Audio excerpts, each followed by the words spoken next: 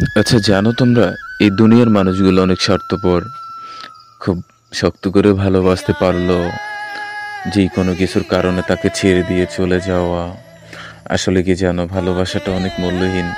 আমার কথাগুলো যদি ভালো লাগে তাহলে আমার সাথেই থাকবা, আর যদি কথাগুলো খারাপ লাগে তাহলে অনেক দূরে থাকবা। বাট আমি কখনো খারাপ কিছু বলবো না। যদি আমি কখনো কারোর সাথে খারাপ ব্যবহার করি, খারাপ আচরণ করি, তাহলে আমাকে মাফ করে দিও।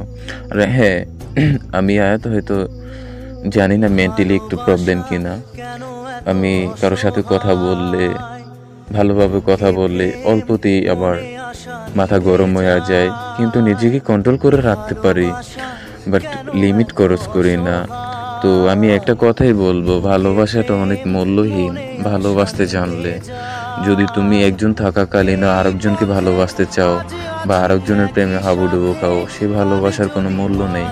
আর ভালোবাসা তো এমন একটা জিনিস, একজনকে ভালোবাসে একজনের কাছ থেকে সব চাওয়া পাওয়া পূর্ণ করবা, 10জনকে নয়। আমি তোমাদের মাঝে এই ভয়েসটা নিয়ে আসছি এই জন্যই যে ভীষণ খারাপ লাগতেছে, ভীষণ ডিপ্রেশনে আমি। আমি না আমি না একদম আমার কিছু ভালো লাগে না, বিলিভ করো। আমি কখনো এমন করে ভয়েস বানাই না, তারপরও আজকে বানাইলাম। একটু ডিপ্রেশন, একটু খারাপ মুড।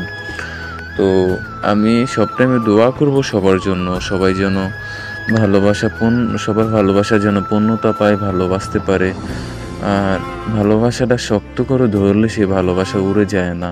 ব্রেকআপ করবা একবার, দুইবার, তিনবার, আবার আগের মতন হয়ে যায়, বা সেটা হচ্ছে প্রাকৃতিক ভালোবাসা। যে যাকে ভালোবাসা খুব শক্ত করে ভালোবাসবা, প্লিজ, আমার অনুরোধ। ইতি আয়াত আহমেদ। আসসালামু আলাইকুম।